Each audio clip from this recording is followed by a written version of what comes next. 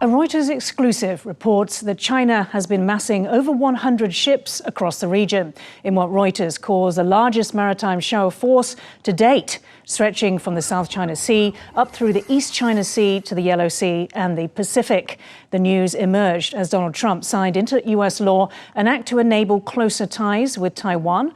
Both moves come slap bang in the midst of a row between China and Japan over Taiwan, in which Xi Jinping sought to co-opt Trump to Beijing's side.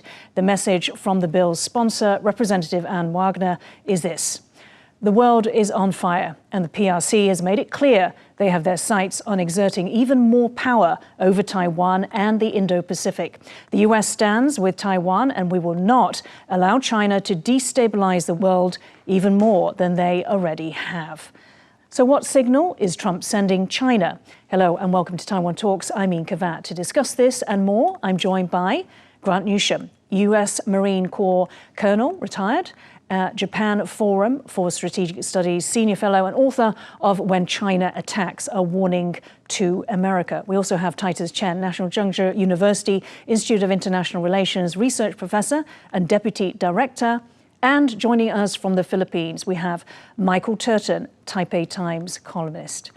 A very warm welcome to all of you in the studio and also Michael online. Okay, so Grant, let me start with you. Let's start with 100 ships that China's massing.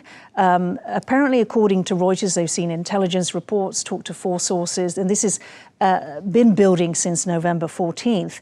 However, Japan's self-defense forces says they have not seen a sharp increase in the level. So what do you make of this? I think for the last couple of years, the Chinese have been able to put a lot of ships into the region, 90, 100. And so for at least 2 years, you've seen large numbers of Chinese ships operating within the first island chain, within the second island chain. So even though it's not unprecedented, it doesn't mean it's not serious. But as I said, we've seen this before, and it does reflect the scale of the Chinese military buildup. So basically the baseline or the status quo is at a very elevated level. Unfortunately, I think that's what you would call it. Would you go as far as to call it sort of quasi wartime levels? Not really. I think the Chinese, if they wanted, they could start a war with this many ships and this much equipment and hardware around. But they could put more into the region if they wanted. They'd probably deploy it differently as well. But it does show a very impressive capability on the part of the PRC. 90 to 100 ships is a lot. You ask yourself, how many can the US 7th Fleet put into the area? Well, they've only got about 60 total. And that gives you some sense of just how the numbers stack up. Okay, let's go to Michael in the Philippines and to the Taiwan Assurance Implementation Act. Michael, what does it mean? And particularly in the context of the current tensions, I might add, created by China after Takaichi Sanae discussed what scenarios war over Taiwan may be survival threatening for Japan. Well, the current law requires that the State Department review its guidance on how to handle Taiwan. And that's important in 2 ways. They have to review their guidance to see how it takes into account whether or not Taiwan has peaceful, note that word, peaceful, free and fair elections. And they also have to, I think more importantly, explore opportunities, identify opportunities and plans to lift the restrictions that the U.S. has placed on interactions with Taiwan. And in the context of current tensions, that's really important. For the People's Republic of China, tantrums, like the one we see them directing at Takaichi now, tantrums are a strategy for managing relations with foreign powers and for shaping the way the media writes about the PRC. One of its goals is to transfer tensions from the U.S. PRC relationship to the U.S. Taipei relationship and the U.S. Tokyo relationship. And this act helps prevent that by mandating regular reviews of U.S. State Department guidance. Titus, what do you make of this coming in the midst of this row between China and Japan over Taiwan? I think this act, the Taiwan Assurance Implementation Act, simply requires the U.S. Department of State to regularly review and update guidelines governing official U.S. interactions with Taiwanese counterparts. It is meant to mainly to assure Taiwan, and is, I think, less about Japan. Let me put it in a different way then. So in terms of China's coercion of Japan, Craig Singleton writes, and this is the New York Times, this is a pivotal moment. Japan should hold firm and the US should stand with it. If either backs down, Beijing will treat it as proof that pressure pays. But if they signal that continued coercion by China against Taiwan will trigger coordinated countermeasures, they can change the calculus for China. That further escalation could spark a wider confrontation it may not be able to control. But of course, we know that it's gone through, the different political chambers of the US for many, many months. But what does it signal in terms of that, standing up to China's coercion? I believe this is a signal sent out by Washington, not just to China, to Taiwan, but to all the stakeholders, especially within the First Island chain, that the US government still is concerned about security, atmosphere, environment around Taiwan. Despite all the trade talks or this sentiment of uncertainty, the U.S. government still pays attention to its robust relations with Taiwan. And that's a signal of deterrence. That's a signal of assurance as well. Yeah. Grant, does it tell you that the message, what sort of message is it sending to Beijing that no matter what Chinese threats or, pressure on Takaichi, that the U.S. will stand with Taiwan? I think that's the idea. And what the Americans are doing, particularly with this latest act, it really just reflects a toughening in their stance towards the PRC. For decades, the initial response was to anything that involved Taiwan or involved China is, what will China think? Will China be angry? Well, you're seeing a whole lot less of that now. And you're seeing more engagement, more support for Taiwan over a broad range of areas. And I think this is just one. But I say it does reflect a larger trend that we've seen in the last few years. And I think Taiwan should recognize this. The Chinese are not happy about it, of course, but they're not happy about anything. It's a substantial move, but let's see what actually comes of it. And that's always the important thing, to wait and see.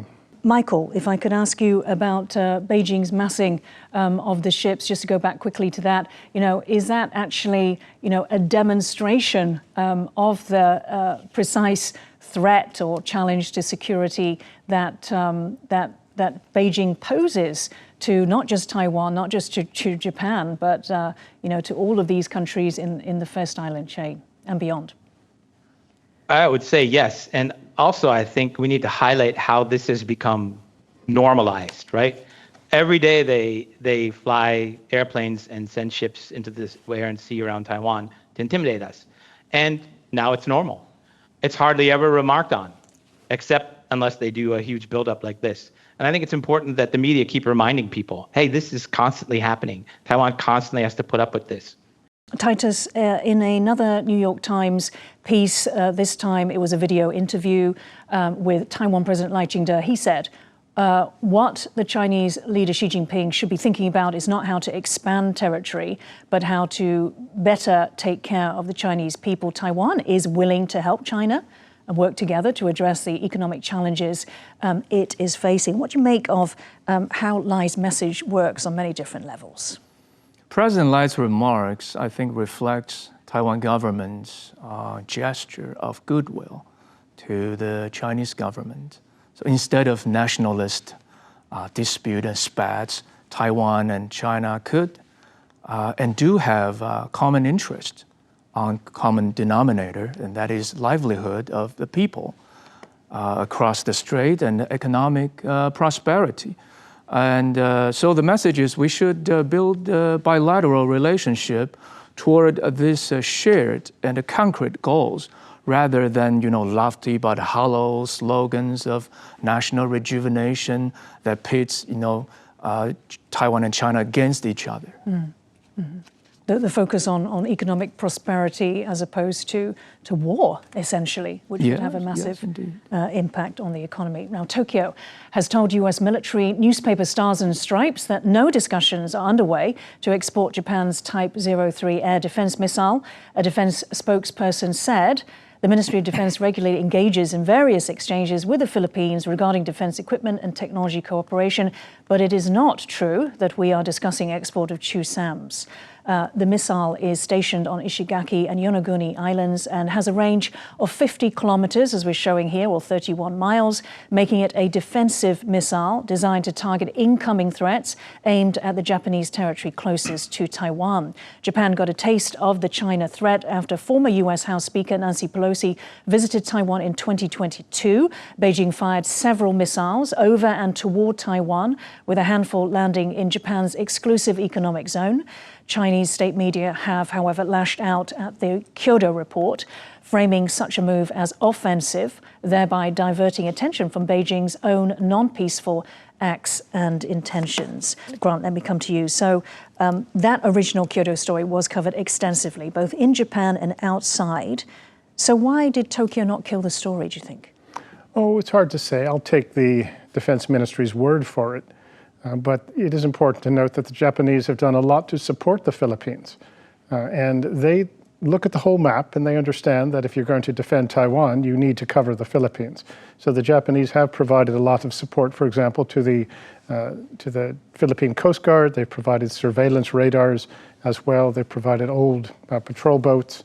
And they've built up some infrastructure that is dual use. But the Japanese understand the importance of the Philippines and are quietly, as is their wont, they're going about providing that support. Whether or not they've discussed this particular weapon system, I don't know. They may not have talked about exporting it, but they may have discussed it in the sense of asking, what do you need? Right. And of course, we know that Chinese state media is very quick to jump on this story and amplify it. And they want to say that Tokyo is in breach of its own laws, regulations, policies. What's the true picture? Well, as usual, if you take the opposite of what the PRC spokesmen say, you'll probably be pretty close to the truth. The Japanese will always do what is necessary to defend themselves. The Japanese constitution has been reinterpreted out of any connection to its original meaning repeatedly. The export guidelines, those have been relaxed as well. All this is really a half-hearted attempt, or not very good attempt at lawfare by the Chinese to get the Japanese to back off and to embarrass them. But I don't think it's going to have much effect. And Titus, you're an expert in the Philippines, South China Sea. What do you make of this growing relationship between the Philippines and Japan? I don't think this prospect of selling used destroyers or patrol boats or arms transfer from Japan to the Philippines, I don't think it's a coincidence. It reflects a growing willingness on both parts by Japan and the Philippines to deepen their security and defense collaboration in response to common shared regional challenges. And I think this move also represents Manila's broader agenda under its current leadership, Marcos Jr., to modernize its military and diversify partners. It's not just Japan. The Philippines has also upgraded its security collaboration partnership with Australia and Germany.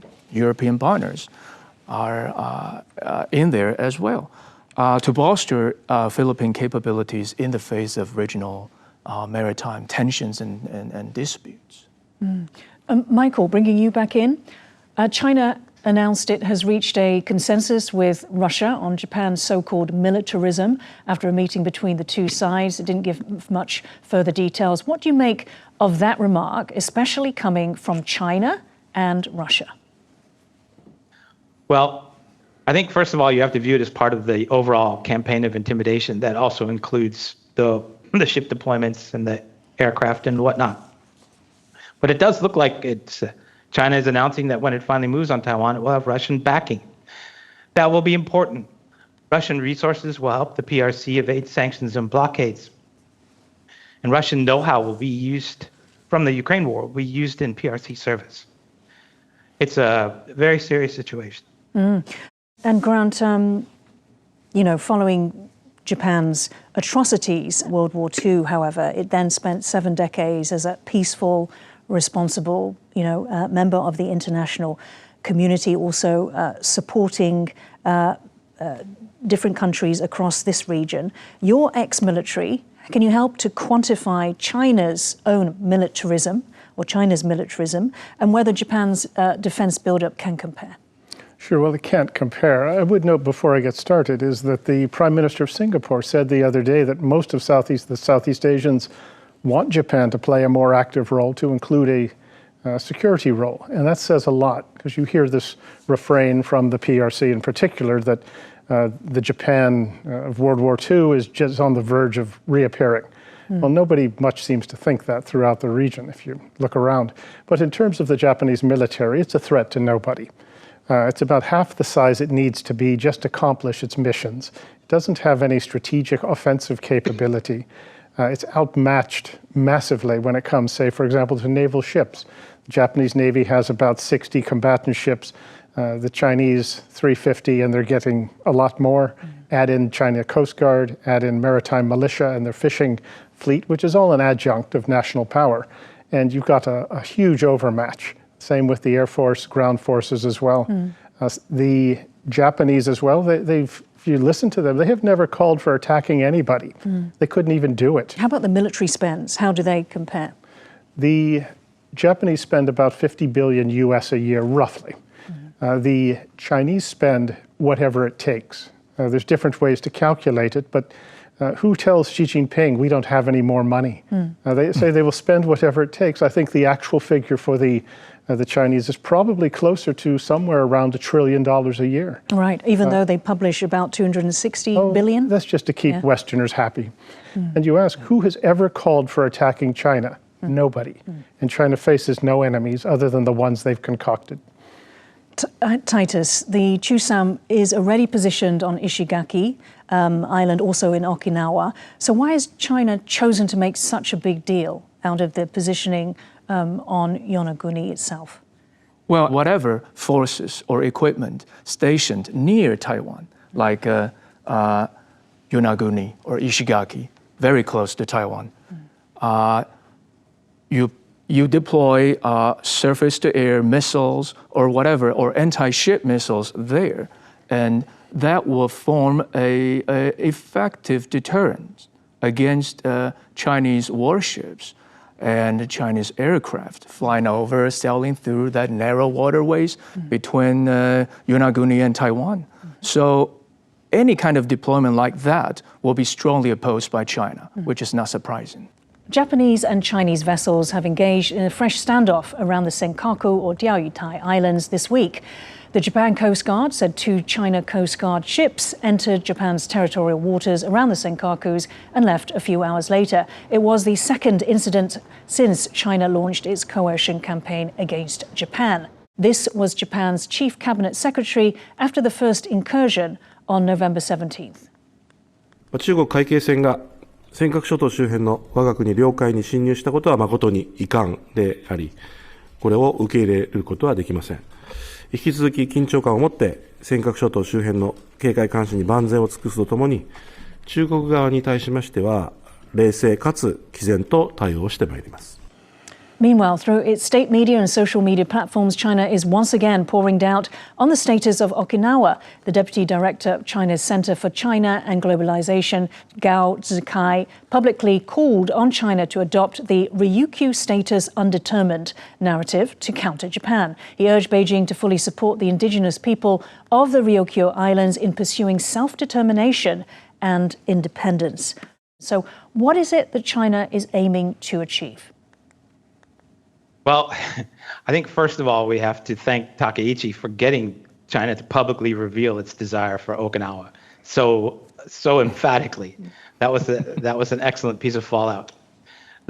We were just talking about Ishigaki and Yonaguni. Let me just point out that those are part of Okinawa Prefecture.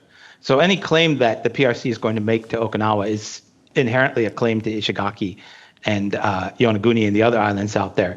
In the same way, PRC claims tend to lead to follow-on claims, the way, for example, occupying Tibet has now have them making a claim to India's Arunachal Pradesh. And those islands have old connections to Taiwan. In fact, there was a black market into the ROC period after the end of the war, well into the 50s. I think the Americans put a stop to it. So another thing that they're trying to accomplish here is a kind of symmetry. Well, if you're going to claim that that the status of Taiwan is undetermined, we're going to claim that the status of Okinawa is undetermined. That's the kind of strange games that they play. Mm-hmm. But fundamentally, this is the signal. They want Okinawa, and they want the islands on the other side of Taiwan. Mm-hmm. And that is why they are so upset about those missiles being there. Mm-hmm. Titus, as well as Ishigaki and Yonaguni, and even Senkakus being part of Okinawa, of course, there's also the US presence there. So how much is this about sowing distrust and within Japan, but the Japan and US relationship? Well, I think Okinawa used to be a kingdom, but that was long past. Japan annexed this kingdom, but nowadays, very few people in Okinawa fully support independence or what PRC called the self-determination. Maybe just 3 or 4% of Okinawans pursue independence. Most residents of Okinawa, they seek higher level of autonomy, and they are very concerned about U.S. military bases because it generates a number of social issues there, but they don't pursue independence. So every time China, and this Ryukyu or Okinawa status undetermined, this theory is always there, submerged, until there's tension between Japan and the PRC, and the Chinese government resurfaced it or recycled this theory to get on Japan's nerve. So the more Beijing talks about Okinawa status undetermined, I think the closer the U.S. and Japan will come together. Mm-hmm. So it backfires, and it does not generate the desirable effect as Beijing seeks. Okay, let's go to the last question. So China's lawfare and information manipulation is highly sophisticated and is aimed at distorting the truth as well as international law. China repeatedly alleges that Tokyo is breaking the 1972 Sino-Japanese communique. Could you help to explain what that communique actually says? Well, what it actually said is that Japan acknowledges, respects, and understands Beijing's position, but it doesn't say it agrees with it. And the Chinese position on Taiwan. That's right. And the Chinese carefully ignore that, and they claim the Americans. They do the same thing with the Americans. And most people on the receiving end don't know what is actually said, what the so-called one China policy, one China position is. And that is an effort to really muddy the waters on the part of the Chinese, try to confuse the opponent. But when you actually look at it, Japan has never said that they agree that Taiwan is part of China. And Takaichi said something matter-of-fact, commonsensical. Why do you think that Japan, Tokyo, has not actually come out and simply said that, so that we only understand and respect your position on Taiwan, but we have not said that we accept and we follow that ourselves? Well, the Chinese have been very successful with their proxies in Japan. In fact, the politician who asked Takaichi those questions in the Diet, his family has huge business interests in the PRC, and he once got an amphibious exercise canceled by talking to the Prime Minister, and because he didn't want his family business to get hurt. There's a lot of that in Japan, and it does have an effect on Japanese policy. Titus, a final question. So this is a demonstration of how China's lawfare works. Is it being quite skillful in terms of this incident with Japan? Yes, and not quite. Lawfare, to my understanding, lawfare works in 2 ways. It works for domestic ideological consumption, to tell domestic Chinese people Beijing's narrative. It works, on the other hand, on the international dimension, when war really happens and China is triumphant. And that's the moment when China defeats its enemy and they sit down and have a negotiation. That's when Beijing put up its terms according to its own narrative. But we are not there yet. I don't think we will be there.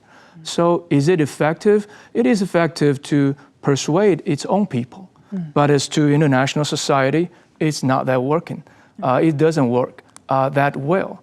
What Beijing is pursuing is trying to align all these different types of one China policies to its one China principle. Until now, it's not working that well. Michael, do you agree with Titus in terms of the impact on the international audience? I mean, a theme that we have covered in our shows is about essentially the co-option of the international media in terms of China's narrative and propaganda. Well, as you know, I talk about that a lot. And I think we saw with the new comments that China's been making about how getting Taiwan is something it deserves as part of the post-war order. And this, go back to Dr. Shun's comments, shows how hard the Chinese government is working to legitimate the coming war to its own people. He's like any dictator. He has to find a language that can present its territorial expansion as a redress of grievances or as a completion of recognized legal frameworks.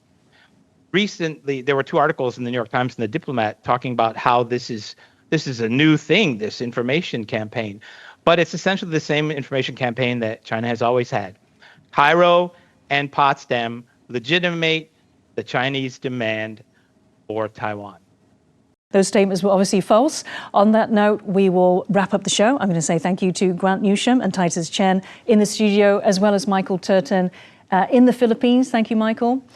If you liked our show, please search for us on YouTube, give us a thumbs up and hit subscribe to our channel. Thank you for watching our show today. Stay safe and see you next time.